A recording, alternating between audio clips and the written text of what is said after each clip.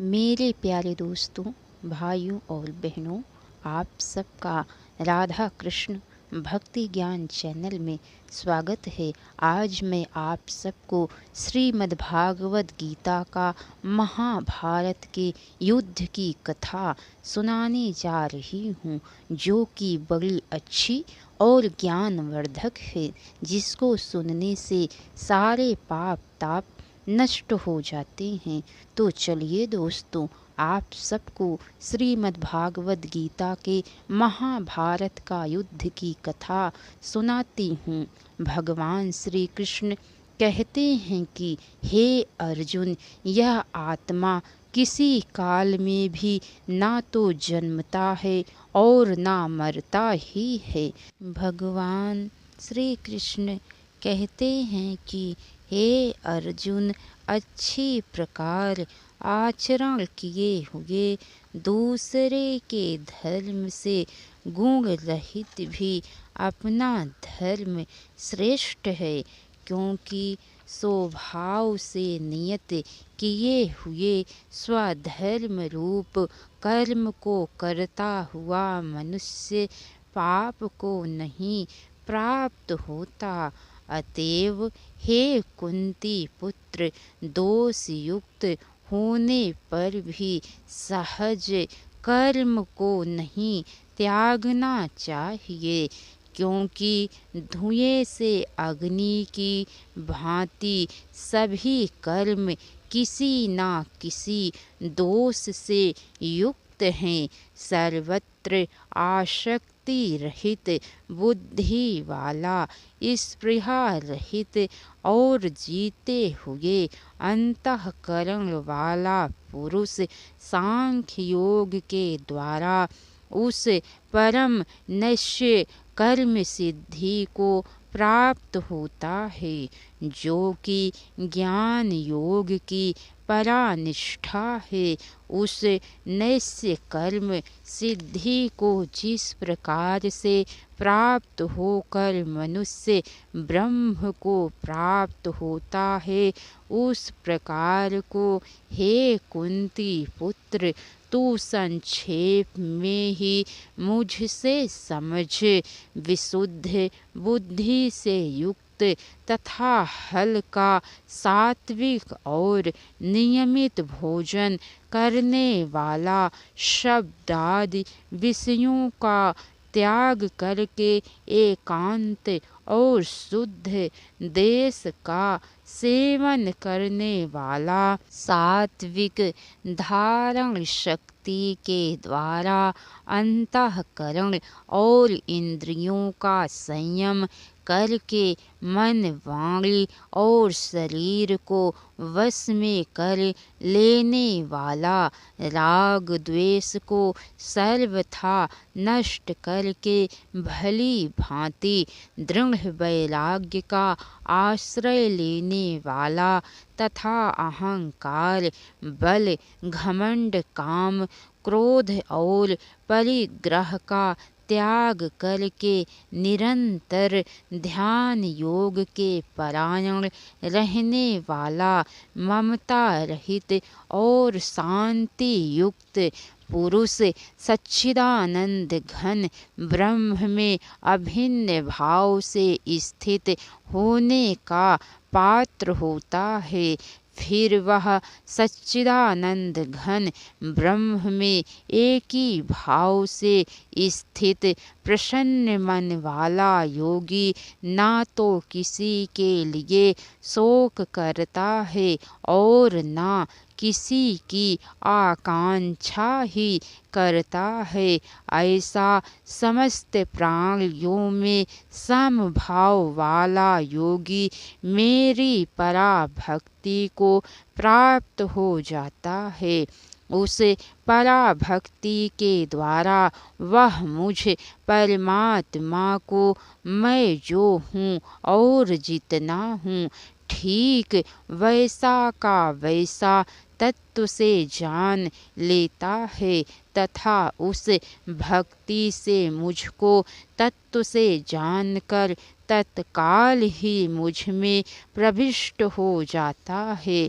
मेरे परायण हुआ कर्म योगी तो संपूर्ण कर्मों को सदा करता हुआ भी मेरी कृपा से सनातन अविनाशी परम पद को प्राप्त हो जाता है। सब कर्मों को मन से मुझ में अर्पण करके तथा समबुद्धि रूप योग को अवलंबन करके मेरे परायण और निरंतर मुझ में चित्त वाला हो। उपरयुक्त प्रकार से मुझ में चित्त वाला होकर तू मेरी कृपा से समस्त संकटों को अनायास ही पार कर जाएगा। और यदि अहंकार के कारण मेरे वचनों को ना सुनेगा तो नष्ट हो जाएगा, अर्थात परमार्थ से भ्रष्ट हो जाएगा। जो तू अहंकार का आश्रय लेकर यह मान रहा है कि मैं युद्ध नहीं करूँगा, तो तेरा यह निश्चय मिथ्या है, क्योंकि तेरा स्वभाव तुझे जबरदस्ती युद्ध में लगा देगा। हे कुंती पुत्र, जिस कर्म को तू मोह के कारण करना नहीं चाहता, उसको भी अपने पूर्वकृत स्वाभाविक कर्म से बधा हुआ परवश होकर करेगा।